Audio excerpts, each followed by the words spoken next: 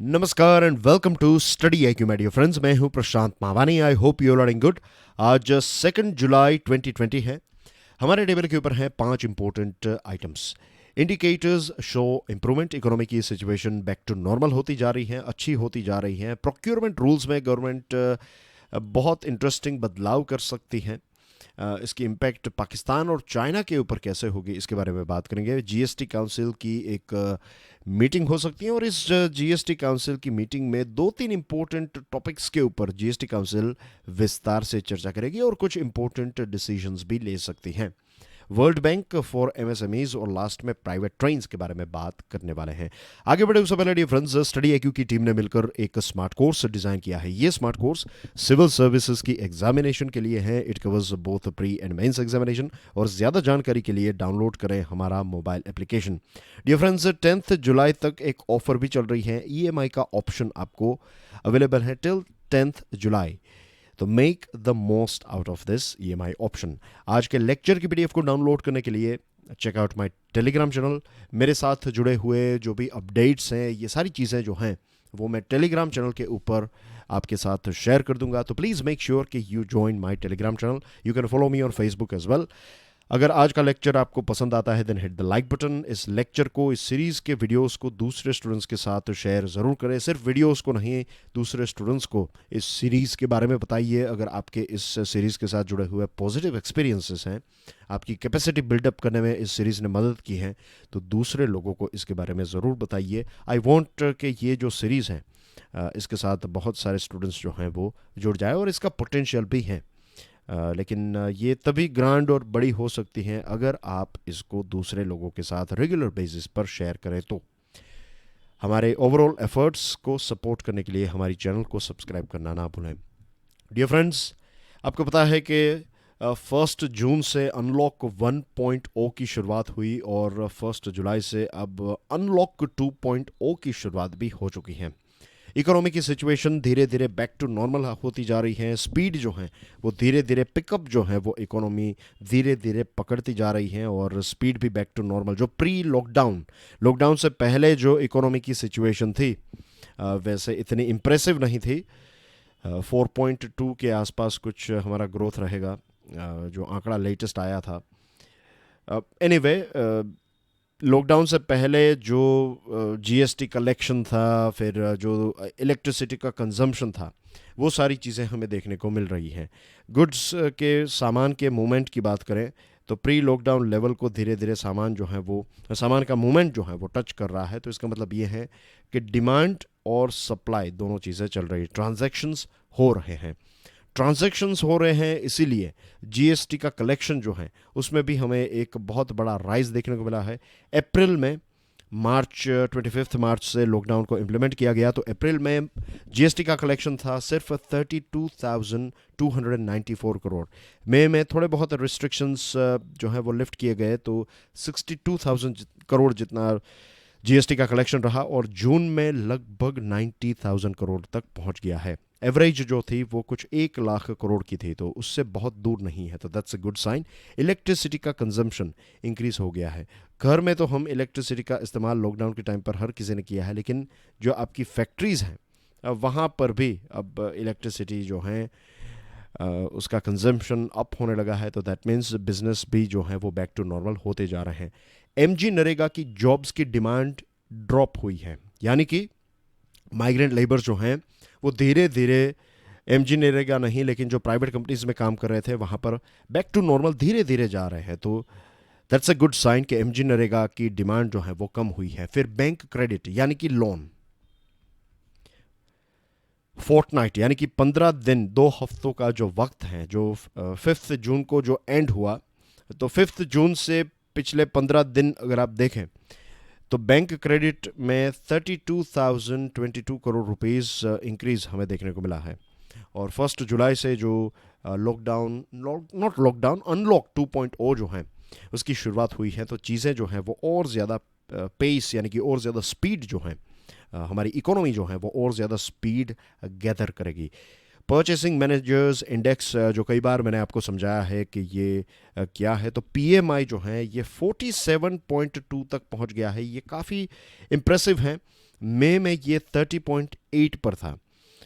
50 से अप होना, ये पीएमआई जब 50 से ज़्यादा होता है, 50.1 या फिर 51, 52, 53, तो ये सारी चीज़ें पॉजिटिव हैं, और 50 से जब कम होता है तो ये सारी चीज़ें नेगेटिव हैं, राइट। मैन्युफैक्चरिंग के लिए या फिर सर्विसेज के लिए तो 47.2 is not bad compare to 30.8 in में। रीजनल ट्रांसपोर्ट ऑफिस के हिसाब से ट्रांजैक्शंस बढ़ रहे हैं, टोल कलेक्शन इंक्रीज़ हुआ है, रेल फ्रेट इंक्रीज़ हुआ है। मोबिलिटी रिपोर्ट जो गूगल का है, तो उससे हमें पता चलता है कि सुपरमार्केट और फार्मेसीज़ में भी हमें एक उनके प्रोडक्ट्स जो हैं उनके उनमें भी एक राइज देखने को मिल रहा है। और centre for monitoring Indian economy के मुताबिक अनएम्प्लॉयमेंट रेट जो है वो जून में ड्रॉप हुआ है, 11.1% पहुंच गया है जून में, विच इज़ गुड, क्योंकि मई और अप्रैल के टाइम की बात करें तो 23% तक पहुंच गया था, जो सबसे हाईएस्ट है। लॉकडाउन के टाइम पर 122 मिलियन लोगों की जॉब्स चली गई थी। अब धीरे धीरे उनकी जॉब्स जो हैं उनके पास वापस आ रही हैं। आपकी स्क्रीन के ऊपर आप देख सकते हैं कि हमारे जम्मू एंड कश्मीर का और लद्दाख, ये दो यूनियन टेरिटरीज़ का एक फुल मैप है। इस फुल मैप में दुखद बात यह है कि हमारे पड़ोसी देशों ने हमारी ज़मीन जो है वो एक लंबे टाइम से अपने कंट्रोल में रखी है, हड़प ली है। तो यहाँ पर आप देख सकते हैं, दिस इज़ अक्साई चीन। ये अक्साई चीन वाला एरिया जो है ये चाइना ने 1962 के वॉर के टाइम पर हमसे छीन लिया और तभी कभी वापस उन्होंने नहीं दिया। ये पूरा कश्मीर और लद्दाख का पोर्शन है। और यहाँ पर देखिए ये गिलगित बल्तिस्तान वाला एरिया जो है तो ये पाकिस्तान के कब्ज़े में है। पाकिस्तान ने तो जैसे गिफ्ट जैसे देते हैं, ऐसे एक ज़मीन का टुकड़ा जो है यहाँ वाला, ये देखते हैं ना आप, ceded by Pakistan to China, तो ये ज़मीन का टुकड़ा जो है वो चाइना को गिफ्ट में दे दिया पाकिस्तान ने। Can you believe this thing? तो ये हैं। और लगभग हमारी टेरिटरीज़ की बात करूँ, let me throw some more light on this thing, right, hold on, okay, right, here we go. China ने, पता है हमारा कितना एरिया उनके कब्ज़े में है? 38,000 square kilometre, 38,000 square kilometre Aksai चीन और ये सारा एरिया है। फिर पाकिस्तान ऑक्यूपाइड कश्मीर तो है ही, और जो सीडेड एरिया था जो पाकिस्तान ने गिफ्ट में चाइना को दे दिया, तो वो भी कोई छोटा सा एरिया नहीं है, 5,000 स्क्वायर किलोमीटर वाला एरिया है। उस एरिया का प्रॉपर नाम है शख्सगाम वैली, राइट। तो ये आपके लिए एक एडिशनल नॉलेज, ये जो है ये पोर्शन ये शख्सगाम वैली है। ओके, ठीक है, चलो जियोग्राफी की बात हो गई, एक मैप की कार्टोग्राफी की बात हो गई। अब आज हम इसको डिस्कस इसलिए कर रहे हैं क्योंकि भारत सरकार एक बहुत ही आउटस्टैंडिंग शायद लॉ लेकर आ सकती है। ये ट्रेड और प्रोक्योरमेंट यानी कि चीज़ों को खरीदना, तो बिजनेस, व्यापार और प्रोक्योरमेंट, खरीदारी का नया नियम सरकार ला सकती है। और इस नियम में ऐसा होगा कि वे सारी कंपनीज, उन देशों की कंपनीज जिन देशों ने हमारी ज़मीन हमसे छीन ली है या फिर हमारी ज़मीन वापस दे नहीं रहे हैं for what ever reason, right, तो उन देशों की कंपनीज से सामान जो है वो हम नहीं खरीदेंगे। तो कौन से दो ऐसे देश हैं? एक तो है ये पाकिस्तान और एक है चाइना। हाई लेवल डिस्कशन इसके ऊपर चल रही है, इसके नेगेटिव इम्पैक्ट्स क्या होंगे, इसकी असर क्या होगी, ये सारी चीज़ों के बारे में भी डिस्कशन की जा रही है। क्योंकि जब ये किया जाएगा तो डेफिनेटली जो दोनों देशों के बीच में जो एक कूटनीतिक संबंध है भारत और चाइना के बीच में, भारत और पाकिस्तान के बीच में, तो इसके ऊपर इसकी एक बहुत नेगेटिव इम्पैक्ट हमें देखने को मिलेगी। Public procurement preference to make in India order of 2017, ये ऑर्डर जो है, इस ऑर्डर में ये है कि यहाँ पर मैंने आपके लिए ख़ास करके लिखा, आपको इसके बारे में पता होना चाहिए कि पब्लिक प्रोक्योरमेंट ऑर्डर ऑफ 2017 में ये है कि गवर्नमेंट जो भी चीज़ें खरीदेगी तो ज़्यादा से ज़्यादा चीज़ें गवर्नमेंट लोकल सप्लायर से ख़रीदने की कोशिश करेगी। और उसमें भी ये ध्यान रखा जाएगा कि मिनिमम लोकल कंटेंट जो है, जो भी चीज़ें गवर्नमेंट खरीदते हैं तो उसमें 50% आइटम्स जो हैं या फिर कंटेंट जो है वो लोकल यानी कि मेड इन इंडिया होना चाहिए। दूसरा एक ऐसा रूल, जनरल फाइनेंशियल रूल्स, इसमें भी बदलाव किए जा सकते हैं। अप्रैल 2020 की बात करें तो एफडीआई के रूल्स में बदलाव किया गया कि हमारे देश के जो पड़ोसी देश हैं उसमें नाम नहीं लिया था, लेकिन हॉस्टाइल टेक ओवर जो कहते हैं, अपॉर्चुनिस्टिक टेक ओवर जो हैं, तो चाइना का ऐसा टेक ओवर ना हो हमारी कंपनीज के ऊपर, तो इसको रोकने के लिए भारत सरकार ने जो ऑटोमेटिक रूट था उसको मैन्युअल कर दिया कि आप अगर इन्वेस्टमेंट करना चाहते हैं तो गवर्नमेंट का एक ग्रीन सिग्नल आपको चाहिए, उसके बिना आप ऐसे टेक ओवर्स जो हैं वो नहीं कर पाएंगे। फिर चाइनीज़ ऐप्स को बैन किया, कल हमने इसके बारे में विस्तार से चर्चा की थी। चाइना की बहुत सारी कंपनीज़ ने हमारे देश के बहुत बड़े इंफ्रास्ट्रक्चर प्रोजेक्ट्स में, टेलीकॉम इक्विपमेंट में, स्टार्टअप्स में पैसे इन्वेस्ट किए हैं। तो ये सारी चीज़ें जो हैं, इसके pros and cons, positives and negative, सारी चीज़ें कैलकुलेट की जाएगी। इसीलिए एक हाई लेवल डिस्कशन जो है वो इसके ऊपर चल रही है। India is going to keep China's Huawei out of India's planned 5G। 5G में तो अब ह्यूवे को एंट्री डेफिनेटली नहीं मिलेगी। एक और चीज़ है, ये जो 2017 वाला रूल है जो मैंने अभी आपको बताया, this one right, public procurement order of 2017, इसमें एक क्लोज 10D है। ये क्लोज काफ़ी इंटरेस्टिंग है। ये क्लोज हमारी मिनिस्ट्री को एम्पावर करता है कि अगर हमारे कुछ ऐसे प्रोडक्ट्स चाइना या फिर कोई भी देश अगर इंपोर्ट करने से हमें मीन्स हम उनको अगर नहीं बेच पाते, अगर वो हमारे प्रोडक्ट्स को रोक रहे हैं, तो फिर हम भी उस देश के प्रोडक्ट्स को रोक सकते हैं, वो मिनिस्ट्री रोक सकती है, राइट। तो ये एक छूट है। और एक और चीज़ है कि कई ऐसे देश हैं कि यहाँ पर ऐसे एरियाज़ में, ये वाले पोर्शन जो है, इस एरियाज़ में कोई भी डेवलपमेंट का काम होता है तो वहाँ पर सामान और ये सारी चीज़ें बेचते हैं। तो भारत सरकार ने सितंबर 2019 को, हमारे राजनाथ सिंह साहब जो हमारे डिफेंस मिनिस्टर हैं, उन्होंने साउथ कोरिया को ये बताया था कि आप इंफ्रास्ट्रक्चर और दूसरे जो प्रोजेक्ट्स पाकिस्तान ऑक्यूपाइड कश्मीर में चल रहे हैं तो उसमें इन्वेस्टमेंट ना करें, राइट। ये दोनों देशों के रिलेशनशिप के लिए अच्छा नहीं होगा। और साउथ कोरिया ने बताया कि भारत को कोई भी तकलीफ़ जो है वो साउथ कोरिया से नहीं होगी, मीन्स वो पूरा ख्याल रखेंगे।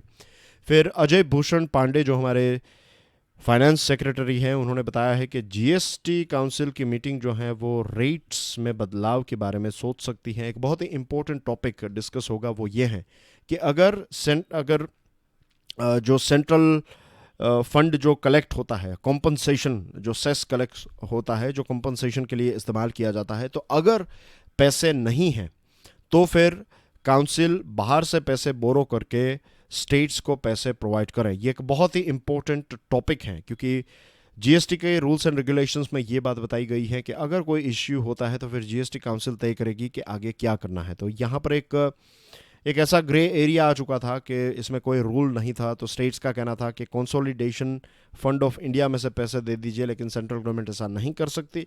तो फिर अब सोचा जा रहा है कि काउंसिल जो है वो मार्केट में से पैसे बोरो करके स्टेट्स को कॉम्पनसेट प्रोवाइड करेगी। Rate rationalization, inverted duty structure, अभी 2-3 दिन पहले ही मैंने इन्वर्टेड ड्यूटी आपको समझाया था कि फिनिश्ड प्रोडक्ट के ऊपर कम जीएसटी लगती है और रॉ मटेरियल के ऊपर ज़्यादा जीएसटी होती है, तो इस ऐसे टाइम पर इश्यू होते हैं। और हमारे देश में जीएसटी के कुछ 7 स्लैब्स हैं, तो इसको कम करके 3 स्लैब्स का एक स्ट्रक्चर बनाना, ये भी इसके बारे में डिस्कशन हो रही है। फिर कॉम्पनसेशन में जो डिले होता है, इसको लेकर स्टेट्स काफ़ी नाराज़ हैं। सरकार ने, वैसे सेंट्रल गवर्नमेंट ने 1.5 लाख करोड़ रुपीज़ का कॉम्पनसेशन अप्रैल से फरवरी के टाइम का जो कॉम्पनसेशन है वो स्टेट्स को प्रोवाइड कर दिया है। मार्च का जो कॉम्पनसेशन है वो बाकी है, लेकिन स्टेट्स जो हैं ये डिले से काफ़ी परेशान रहते हैं। उनके डेवलपमेंट के लिए भी उनको ये पैसे चाहिए, isn't it. World bank for MSMEs, world bank ने $750 मिलियन का पैकेज अनाउंस किया है भारत की एमएसएमईज़ के लिए। एमएसएमई इमरजेंसी रिस्पॉन्स प्रोग्राम, इसका इस्तेमाल लगभग 1.5 मिलियन यानी कि 1.5 मिलियन यानी कि 15 लाख जितनी एमएसएमईज़ जो हैं इन पैसों का उपयोग कर पाएगी। एमएसएमईज़ भारत के लिए बहुत ही इंपॉर्टेंट है for growth and for job creation. और ये भी इम्पोर्टेंट है कि गवर्नमेंट ये ध्यान रखे कि जो भी पैकेज अनाउंस किए हैं एमएसएमईज़ के लिए, तो वो एक्चुअली एमएसएमईज़ जो हैं उनका इस्तेमाल कर सकें, उन तक ये पैसे पहुंच जाए, वो एक्सेसिबल हो। That is the most important thing. फिर बात करते हैं प्राइवेट ट्रेन के बारे में। रेलवे मिनिस्ट्री ने ये डिसीजन लिया है कि अब हमारे देश में प्राइवेट ट्रेन्स जो हैं मीन्स उनको छूट दी जाएगी। प्राइवेट कंपनीज जो हैं वो बिडिंग कर सकती हैं। हाँ, कुछ 109 जितने ओरिजिन डेस्टिनेशंस हैं और 151 मॉडर्न ट्रेन्स को इंट्रोड्यूस करने की बात है। 30,000 करोड़ रुपीस का इन्वेस्टमेंट होगा इसमें, और जो प्राइवेट कंपनी है वो financing, procuring, operation, maintenance trains का जो है वो सारी चीज़ें जो हैं वो कौन करेगी, वो प्राइवेट कंपनी करेगी। 12 क्लस्टर्स के रूट्स तैयार किए गए हैं। ट्रेन की लेंथ जो है मैक्सिमम आपको 16 कोचेस, जो डिब्बे हम कहते हैं, तो 16 डिब्बे हो सकते हैं उसमें। मैक्सिमम स्पीड होगी 160 किलोमीटर, और कंसेशन का जो पीरियड है वो 35 ईयर्स का होगा। प्राइवेट प्लेयर के आने से एक तो मॉडर्न टेक्नोलॉजी इंट्रोड्यूस होगी, मेंटेनेंस का खर्च कम होगा, ट्रांजिट टाइम कम होगा, जॉब्स जनरेट होगी, राइट, सेफ्टी और ज़्यादा होगी, फिर ट्रैवलिंग एक्सपीरियंस थोड़ा इम्प्रूव होगा, और डिमांड एंड सप्लाई डेफिसिट जो चल रहा है, आपको पता है कि रेलवे के पास 13,000 जितनी ट्रेन्स हैं, एक्चुअली जितनी डिमांड है उसके हिसाब से देखें तो 20,000 ट्रेन्स होनी चाहिए। तो इट इज़ इम्पोर्टेंट कि प्राइवेट प्लेयर्स को इंट्रोड्यूस किया जाए ताकि ये डिमांड एंड सप्लाई के बीच में एक बहुत बड़ा गैप जो है वो चला जाए। और पूरी प्रोसेस ऐसे होगी कि आप जो हौलाई जो चार्जेस, आई थिंक ये ट्रेन जो इंफ्रास्ट्रक्चर रेलवे का इस्तेमाल कर रहे हैं तो उसका चार्ज है, फिर अगर इलेक्ट्रिसिटी का कंजम्पशन कर रहे हैं तो ऑफकोर्स उसका चार्ज है, एनर्जी चार्ज, और फिर जो भी प्रॉफिट है तो उसका उस प्रॉफिट का एक परसेंटेज जो है वो आपको गवर्नमेंट के साथ शेयर करना है। तो इस प्रकार के कॉन्ट्रैक्ट जो है वो गवर्नमेंट इश्यू करेगी। तो that's a new thing, that's a good thing, ये हमें चाहिए ही था। And that's basically everything in today's discussion. Thank you very much dear friends, and इस लेक्चर को दूसरे स्टूडेंट्स के साथ शेयर ज़रूर कीजिएगा, right, that's a request, and I will see you soon. God bless you all. जय हिंद।